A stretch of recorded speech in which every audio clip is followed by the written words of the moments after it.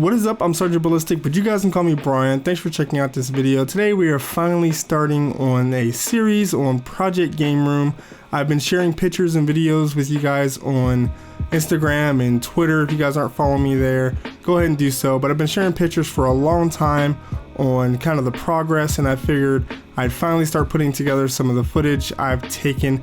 This is it in its initial form when we first moved in, and it was this horrible yellow. So the first step was going to be painting that, and I will be showing you guys the entire process of taking it from this to an awesome game room. So let's get started.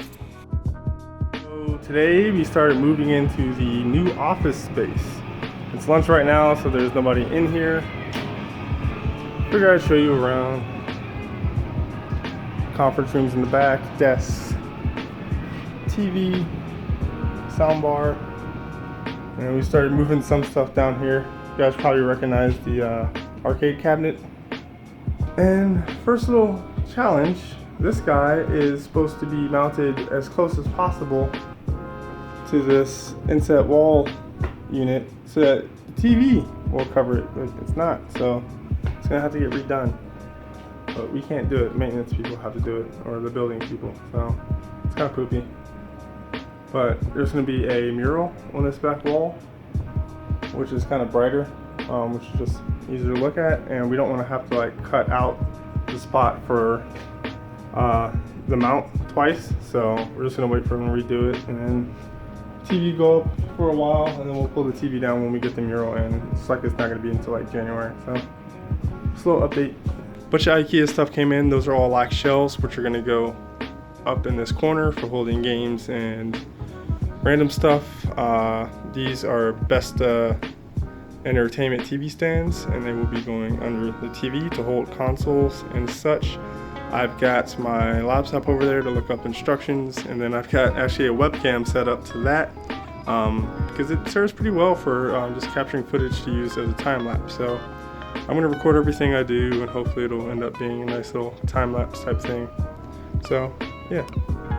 So while you guys watch me put all this stuff together in super fast motion, you might be wondering, why do you guys have a game room at your work, and what is it for, and what do you do, and can I work there? And yes, you might be able to work there, but I don't really want to reveal exactly where I work, but I am a software engineer. We work with telecom companies producing products, and we have very stressful and crazy deadlines sometimes. 60-hour plus work weeks are not uncommon, especially when a lot of phones are coming out. So our employers give us a few creature comforts like free snacks and catered lunches occasionally, and free caffeine, which is always nice. But they also want us to make sure that we can take breaks and kind of enjoy ourselves, kind of spaced out during the day. So they've provided us with a little bit of a budget to create this room and a dedicated space, obviously, to come in and be able to take breaks and have a little bit of fun so that we can be the most effective when at work, and we're just not miserable people all the time because we've got crazy deadlines. So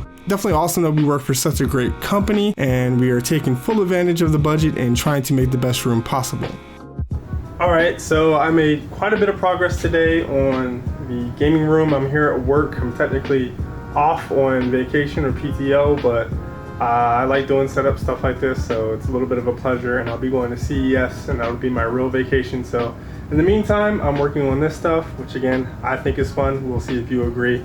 But yeah, I made a lot of progress. I'll get to some of the good stuff later, but to tease you guys a little bit, this is the couch that we chose.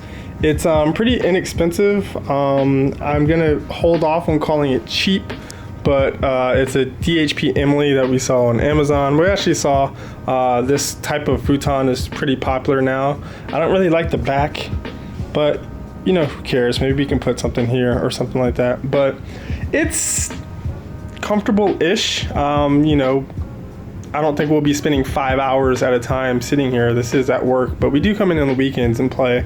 So yeah, we'll see how that works out. Like I said, it wasn't all that expensive, so if it doesn't turn out to be comfortable enough, we can do something like get another one and maybe put this out in the lobby.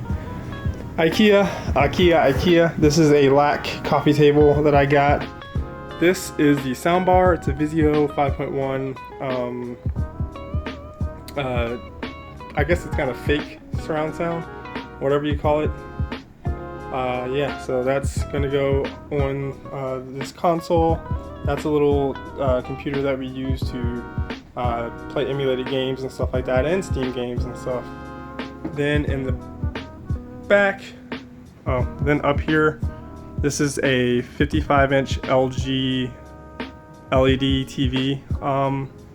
Haven't really seen it. We haven't had a chance to turn it on yet. They mounted it wrong. They mounted it way too high so that the power port was kind of sticking out, so we had them remount it. Since we are leasing this place, we couldn't do some of the stuff that we wanted to, like mounting it ourselves, so we had to have the management people did it. So they remounted it, and it's a little high still. I would like it to be maybe, I don't know, another 8 to 12 inches lower, just so it's kind of more at eye level, but you know, we'll be relaxing, so looking up isn't too much of a problem. But you can see it's fairly thin. Not a lot of space for HDMIs and stuff like that, and the HDMIs on this TV unfortunately kind of suck, and they stick out perpendicular instead of tucking in. The one over here on the side, like the quick ports, kind of stick out, but the one directly in the back comes in that way, so we're gonna have to either find a right angle 90-degree HDMI or figure something out to get it offset from the wall enough that the cable won't get bent, because we actually tried putting one in and just the weight of the TV slowly bent it in. But right now on the Bestias, got a PS4. It's the special limited edition Destiny one. Has a 500 gigabyte hard drive, so that should be a lot of room. Not sure if it's going to be enough room with everybody saving all their profiles and downloading videos and all that kind of stuff. So might end up swapping that out with like a 1 terabyte hybrid drive, just for a little bit extra speed. I don't know if that even gets taken advantage of for consoles, but we will see. Then I got the standard Assassins. Got a white controller for that because it was actually cheaper than the black controller and it would match. So we have 2 white controllers, and it, you know, it matches and kind of goes with a lot of the stuff.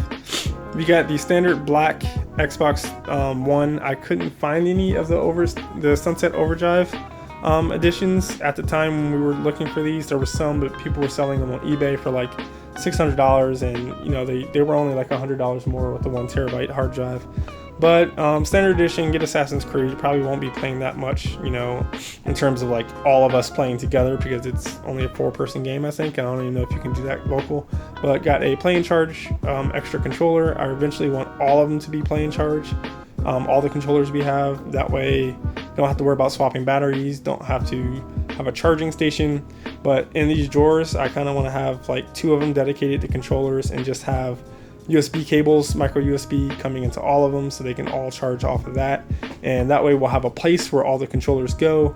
Might do something cool with that in terms of like having, I don't know, you'll see. But yeah, a place for everything, and everything its place. We really want this to be like a nice clean area, which it's not right now, but eventually we'll get there. And then we got a refurbed Wii U. I think it's the larger, what is that, 32 gigabyte edition.